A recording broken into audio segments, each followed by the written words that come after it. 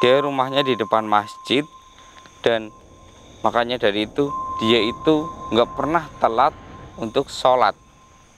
Jadi sholat yang dia lakukan itu hanya untuk gengsi ya teman-teman ya, karena kalau dia nggak berangkat ke masjid ataupun musola yang di depan rumahnya dia itu, maka dia akan menjadi cibiran ya orang yang terdekat ya.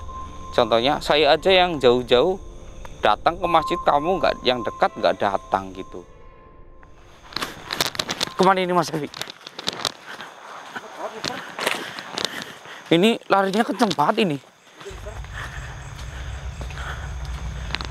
Astagfirullah.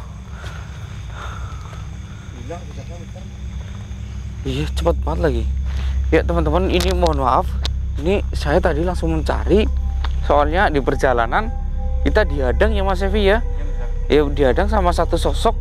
Dia itu katanya mau menunjukkan sesuatu kepada saya, dan saya nggak tahu apa yang harus saya lakukan, makanya saya kejar dia terus gitu.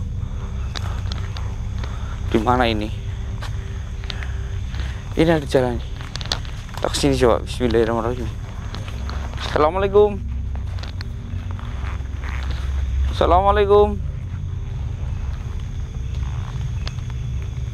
Assalamualaikum.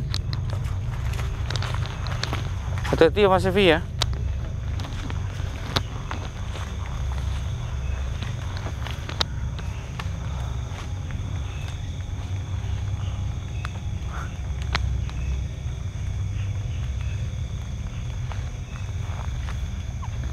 Tapi yang saya rasakan nggak ada di sini Mas Evi. Coba balik Mas Evi. Bismillahirrahmanirrahim. Yang saya rasakan nggak ada di situ. Ini, iya, ini gimana ini?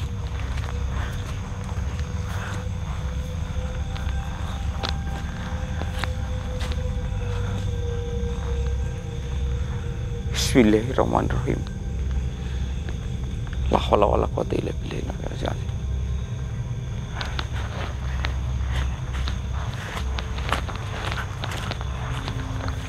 Hei kamu yang menemui saya, tunjukkan di mana dirimu.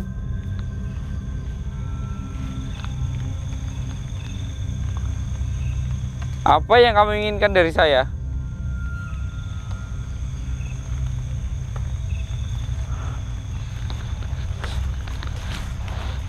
Saya mencium aromanya di sekitar sini Mas Evi.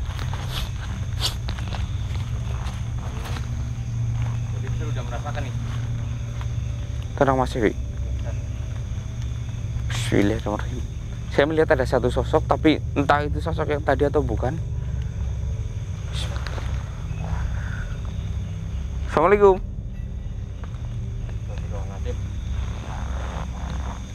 Masih melihatnya kan?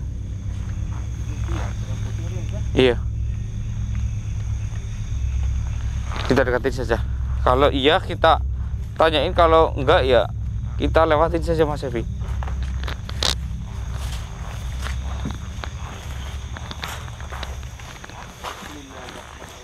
Assalamualaikum. Oh iya Mas Evi. Assalamualaikum. Punten Ibu. Iya Mas Evi, ini dia Mas Evi.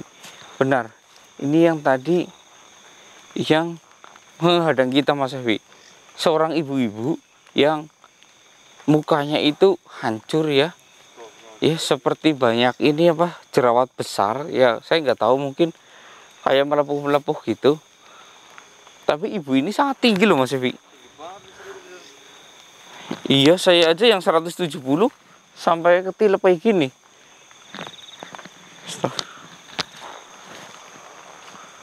Assalamualaikum.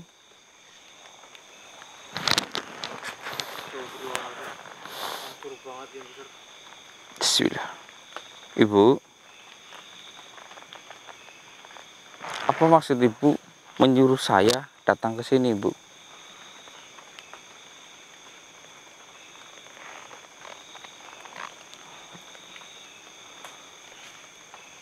Lah, urusan dengan saya itu apa? Harusnya kamu sama keluargamu, bukan sama saya.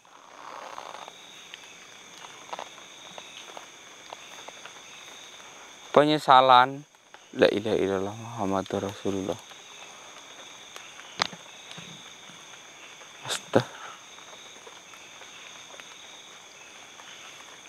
Nauzubillahi min dzalik.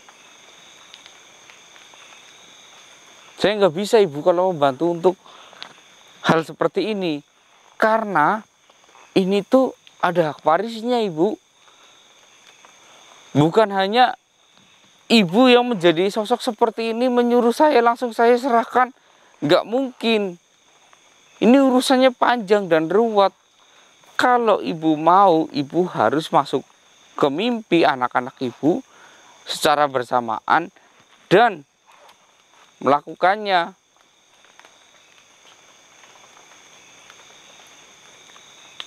Nggak bisa masuk ke alam mimpi mereka. Oh, jadi karena mereka terlalu sibuk, jadi mereka jarang bermimpi. Ketika tidur pun hanya lelah gitu ya. Oh, jadi keluarga ibu dari kalangan bangsawan gitu ya. Astagfirullah. Jadi teman-teman, ibu ini ya dari tadi itu mendatangi saya dan berpindah-pindah, dan tadi sempat ngobrol di depan ya sebelum kamera on. Terus kita ngobrol, saya ngobrol bareng dia, katanya dia minta tolong ikuti saya gitu. Jadi saya ikutin dia sambil nyuruh Mas Sefi persiapkan kamera ya Mas Sefi ya. Ya, dan ibu ini meminta tolong tanah ini diwakafkan gitu Mas Sefi.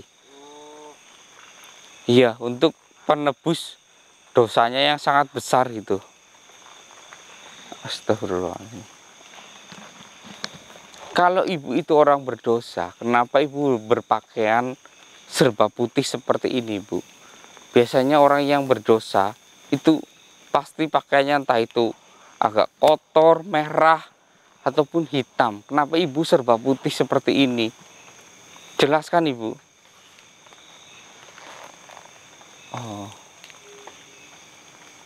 Oh, astagfirullahaladzim, la ilaha illallah.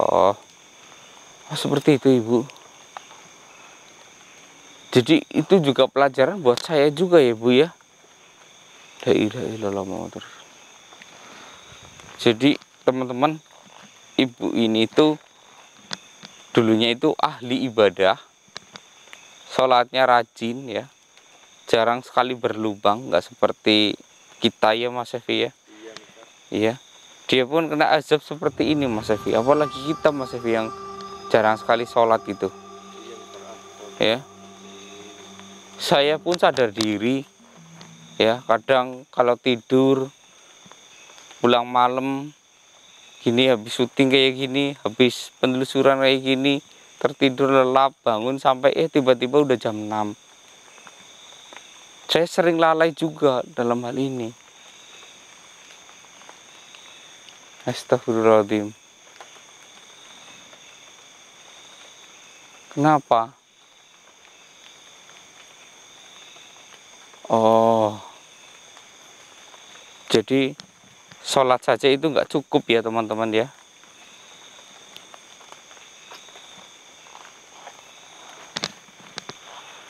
Bolehkah saya memegang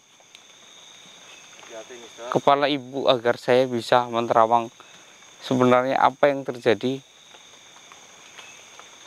Baiklah, diizinkan Mas Evi.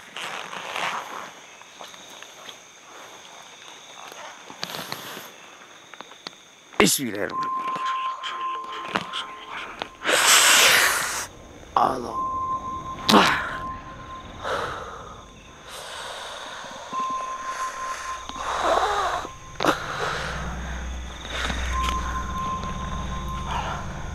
La ilaha illallah Muhammadur Rasulullah. Astagfirullahaladzim. Ini cukup menyedihkan ya teman-teman ya. Jadi ibu ini adalah ahli ibadah, maksudnya itu rajin sholat ya, nggak pernah telat ya. Kecuali ketika dia sedang haid, dia itu rumahnya itu di depan masjid ya teman-teman. Entah itu masjid atau musola ya, dia rumahnya di depan masjid, dan makanya dari itu dia itu nggak pernah telat untuk sholat. Jadi sholat yang dia lakukan itu hanya untuk gengsi ya teman-teman ya. Karena kalau dia nggak berangkat ke masjid ataupun musolah yang di depan rumahnya dia itu, maka dia akan menjadi cibiran ya orang yang terdekat ya. Contohnya saya aja yang jauh-jauh datang ke masjid, kamu nggak, yang dekat nggak datang gitu. Ibaratnya seperti itu teman-teman. Jadi dia mungkin pernah ya digunjing ya oleh orang ya, karena mungkin sebelum dia datang ke tempat situ ataupun sebelum dia pindah ke rumah di depan masjid itu, mangku masjid ya atau mangku musola ya, dia itu mungkin pertama di situ itu jarang sekali ini ya, jarang ke masjid juga. Dan ketika di situ ada orang yang mungkin bercimbir ataupun dalam bahasa Jawanya itu ngerasani ya, dia itu mendengar, makanya dia itu jadi selalu ke masjid itu hanya untuk gengsi ke tetangga gitu teman-teman, bukan karena Allah ya. Jadi seperti ini teman-teman ya. Nggak ikhlas dari hati sih ya. Iya, jadi sholat yang nggak ikhlas dari hati, tujuannya untuk Allah. Sebenarnya sholat itu bukan untuk Allah ya, tetapi ketaatan kita kepada Allah. Jadi sholat itu sebenarnya untuk diri kita nanti di akhirat, penyelamat kita ya. Jadi niatnya itu jangan hanya ke tetangga gitu ya teman-teman, tapi niatnya memang tulus, karena inilah bakti saya kepada Tuhan saya gitu teman-teman. Inilah cara saya mensyukuri nikmat saya dan saya memuja Tuhan saya gitu teman-teman. Ya saya tahu. Astagfirullah. Oh ya ya, saya paham ya. Ya, astagfirullah. La ilaha illallah Rasulullah. Ya teman-teman, ini juga ada yang baru ya. Selain ibu ini suka ini ya, bukan suka sholat ya, suka sholat itu karena terpaksa ya. Jadi ibu ini itu suka ngerasani orang juga atau ngomongin orang juga gitu teman-teman. Ketika selesai ya, misalkan habis maghrib itu kan duduk di depan masjid ya, di terasan gitu ya, para ibu-ibu kadang seperti itu sambil menunggu adzan isya gitu ya. Dan ibu ini tuh sering ngerumpi bareng teman-teman, ngerasani orang lain gitu. Itu yang membuat dia itu sebenarnya terkena hal seperti ini teman-teman. Dan iya, nanti saya jelaskan ibu. Dan dia itu bilang kepada saya, tolong ini tanah saya, tanah yang saya beli dengan suami saya, tolong tanah ini diwakafkan gitu teman-teman. Entah itu mau dibangun apa, entah itu mau dibikin apa, dia minta tanah ini diwakafkan teman-teman. Karena apa? Karena yang bisa menolong dia itu amal dari kebaikannya dia gitu teman-teman. Dia bilang kepada saya, ini kunci ya teman-teman, ini sebuah kunci sukses kalian nanti di akhirat. Ini kunci sukses di akhirat ya, itu ketika kita beramal ya, itu akan dikalikan 700 kali lipat teman-teman. Dia yang bilang sendiri kepada saya, 700 kali lipat untuk di akhirat. Misalkan kita menyumbang 100 perak, maka dikalikan 700, maka akan jadi 7.000. Nanti kalian akan kaget ketika kalian yang sering menaruh kotak amal senilai 2000 nanti di akhirat akan dikalikan 700 kali lipat gitu teman-teman. Subhanallah. Ini kuasa Tuhan yang sangat ini ya.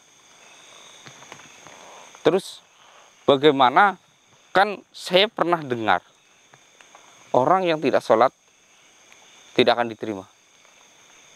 Tidak benar. Astagfirullahaladzim. Astagfirullah. Jadi tidak benar teman-teman. Jadi kadang kan ada orang yang, saya itu jarang sholat, ngapain saya beramal, ujung-ujungnya amal saya nggak diterima. Kan ada orang yang seperti bilang seperti itu. Ternyata tidak teman-teman. Amal kalian itu akan tetap diterima, karena berkahnya kalian itu terus mengalir teman-teman. Dari uang 2000 kalian digunakan untuk ya membangun masjid. Masjid itu akan digunakan terus menerus, maka amal kalian akan terus mengalir terus menerus teman-teman. Subhanallah, la ilaha illallah Muhammadur Rasulullah. Makanya itu setiap amal yang kita berikan itu dikalikan 700 kali lipat. Ya itu teman-teman, karena amal kita itu berjalan terus. Luar biasa teman-teman. Apalagi bagi kalian yang amalnya itu ya agak lumayan tinggi ya, di angka 10.000, 50.000 gitu. Astagfirullahaladzim. Limpah sungguh, kalian adalah orang-orang yang kaya di akhirat nanti. Subhanallah.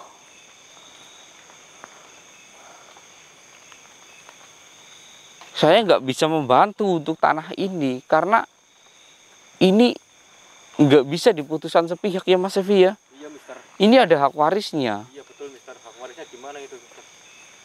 Pasti ada hak waris ini. Oh.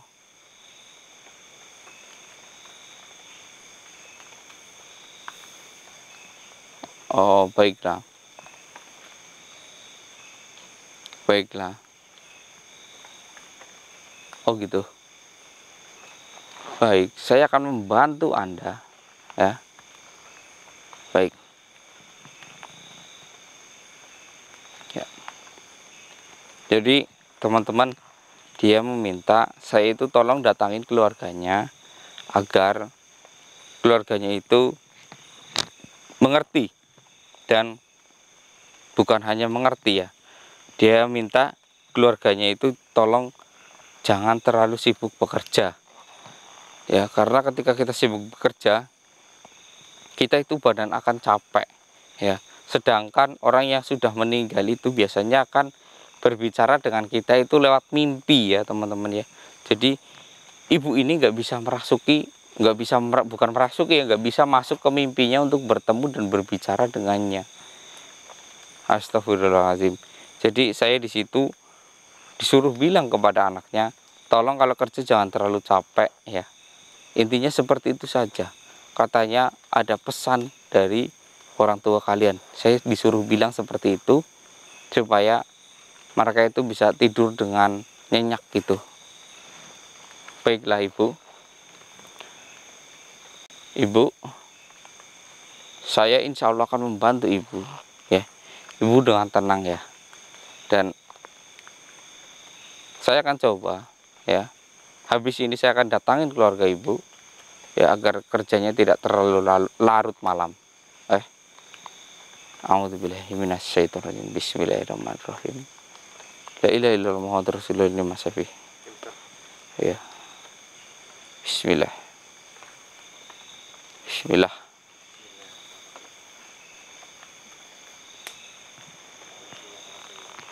A'udzubillahi minasyaitonirrajim. Bismillahirrahmanirrahim.